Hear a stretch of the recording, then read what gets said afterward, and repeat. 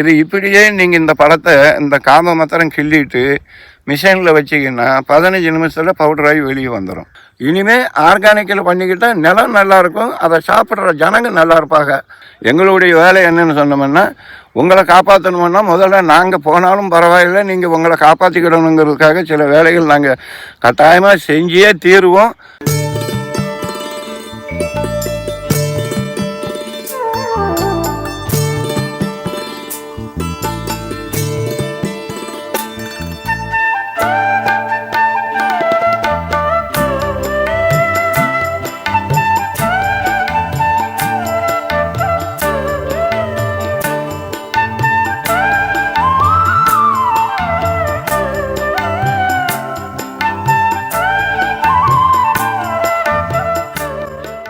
இங்கே மிளகாய் நம்ம வச்சுருந்தோம். போன தடவை மழை காலத்தில் மிளகாய் வச்சுருந்தோம்.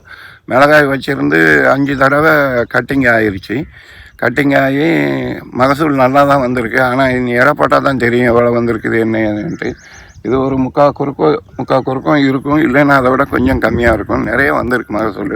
2வது தடவை இது இங்கே ஏன் நம்ம வீடியோ வைக்கிறதுன்னு சொன்னோம்னா, இது காய் 4-5 தடவை பழம் அரைச்சதுக்கப்புறம் எல்லா செடியும் மஞ்சள் கலருக்கு வந்துடுச்சு. வந்ததே சரி, நமக்கு இப்போ இந்த புதுசாக நம்ம கண்டுபிடிச்ச இந்த ஆயில் இதில் விட்டு பார்த்தா இது எப்படி தழுக்குதா தழுக்கலையா அப்படிங்கிறதுக்காக நம்ம இது விட்டோம். இதில் விட்டோம்னா நல்லா தளிர் வந்தது. இங்கே நம்ம இப்போ ஆர்கானிக்கில் மருந்து கண்டுபிடிக்கணுங்கிறதுக்காக சில நேரங்களில் கொஞ்சம் ஹெவி டோஸ் அடித்ததுனால இந்த இலைகள்லாம் கொஞ்சம் சுருண்டுக்கிட்டு இருக்கிற மாதிரி தெரியுது. முதல்ல நம்ம எடுத்த வீடியோவில் இலைகள்லாம் ரொம்ப நீட்டாக இருக்கும். இப்போ தான் கொஞ்சம் சுருங்கிக்கிட்டு போகுது. ஆனாலும் கூட இப்போ வர்ற இலைகள் கொஞ்சம் நல்லாவே வருது. ஏன்னா அந்த ஓவர் டோஸ் ஆகி போச்சு கொஞ்சம். ஏன்னா ஏதாவது ஒன்று போகலைன்னு கூட கொஞ்சம் ஊற்றுறப்போ அடிக்கிறவங்க கூடாமல் ஒரே மாதிரி ஒரே சீராக அடித்தா பரவாயில்லை, அவங்க கூட ஒரு இடத்துல கூட்டி குறைச்சி அடிச்சுக்கிட்டோம்னா இந்த மாதிரி ப்ராப்ளம் வருது. வந்தாலும் கூட பரவாயில்லை. அதாவது இது வரைக்கும் கூட பூத்துக்கிட்டு தான் இருக்குது. பூக்கிறது நிற்கவே இல்லை. நீங்கள் பாருங்கள், இது இது இது இது இந்த இடம் கொஞ்சம் ஒரு மாதிரியாக இருக்கிறது தவிர இந்த பூ ஒரு கன்னிக்கு ஒரு பூ வந்துக்கிட்டு தான் இருக்குது. மகசூல் ஒன்றும் நிற்கலை. இருந்தாலும் கூடாமல் பார்க்குறது கொஞ்சம் ஒரு மாதிரியாக இருக்குது. இப்போ இது இந்த செடி பறக்கல் இந்த கொனையில் வர்றது பாருங்க எவ்வளவு கிளியராக வருதுன்ட்டு. இது ஓவர் டோஸுனால அந்த மாதிரி ஆகிப்போச்சு. கடைசி வரைக்கும் பார்த்து இது நான் முதல்ல நம்ம 5 தடவை கட்டிங் பண்ணுறப்ப கூடமும் கீழையும் ஆர்கானிக் தான், மேலேயும் ஆர்கானிக் தான். இது வெளியே வச்சதுனால நமக்கு பெரிய ப்ராப்ளம் வரலை. ஷேட் நெட்டுக்குள்ளே வச்சது இப்போ கொஞ்சம் ப்ராப்ளம் வருது. பேனு அதெல்லாம் வர்றப்போ கொஞ்சம் டோஸை கொஞ்சம் கூட்டி போட்டு அடிக்கிறப்போ கொஞ்சம் செடியை கொஞ்சம் அடி வாங்குது. இங்கே மாத்திரம் எந்த விதமான இது இல்லை. போன தடவை கம்ப்ளீட்டாக ஆர்கானிக்கில் தான் பண்ணியிருந்தோம். ஒரு தடவை இல்லை, நாங்கள் 2-3 வருஷத்துக்கு முன்னாடியும் தெலுங்கானாவில் ஆர்கானிக்காக கொடுத்து தான் சக்ஸஸ் ஆகிருக்கிறோம். அதை நம்ம திடீர்னு ஒன்றும் சொல்லி எல்லா ஆளுகளுக்கும் கொடுக்க முடியாதுங்கிறதுக்காக இவ்வளோ நாள் நிறுத்தி வச்சுருந்தோம். இப்போ தான் கொஞ்சம் கொஞ்சமாக எங்களுக்கும் தைரியம் வருது. ஆர்கானிக்கில் மாத்திரம் மிளகாய் செடி ஆகட்டும், கத்திரி ஆகட்டும், எந்த வெள்ளாமை ஆகட்டும் நம்ம கம்ப்ளீட்டாக ஆர்கானிக்கில் பண்ணிக்கிடலாம். ஆர்கானிக்கில் பண்ணிக்கிட்டோம்னா கிட்டத்தட்ட நமக்கு இந்த நோய் வர்றதை கொஞ்சம் கம்மி பண்ணிடலாம் அப்படிங்கிறது எங்களுடைய அபிப்பிராயம். 2வது தடவை மகசூல் கூடுது. இதுக்கு முன்னாடியெல்லாம் ஆர்கானிக்கில் பண்ணோம்னா மகசூல் கம்மியாகும்.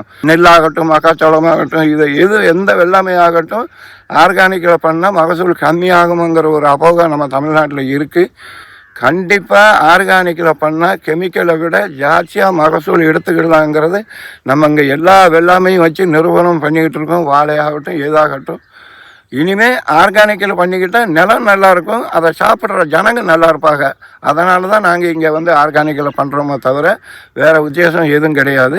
இதை பார்த்து நீங்கள் உங்களுடைய மன விருப்பம், ஏன்னா எல்லார் மனசும் ஒரே மாதிரியாக இருக்காது. உங்களுடைய மனசு எப்படி விருப்பம் இருக்குதோ அப்படி நீங்கள் பண்ணிக்கிட்டீங்கன்னு சொன்னோம்னா நம்மளுக்கும் நிறைய மகசூல் வரும், அதை சாப்பிட்றவங்களும் நல்லா இருப்பாங்கிற உச்சயத்தில் தான் இதை செய்கிறோம்.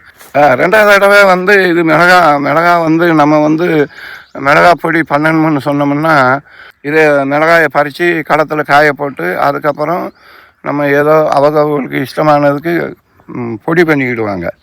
ஆனால் எங்களை பொறுத்த அளவுக்கு அது கடவுள் கொடுத்த வரணும்னு நினைக்கிறேன். எனக்கு தெரியாது, ஒன்றும் படிப்பு இல்லையோ தவிர ஏதோ எனக்கு அவர் தான் துணை செஞ்சுக்கிட்டு இருக்காரு.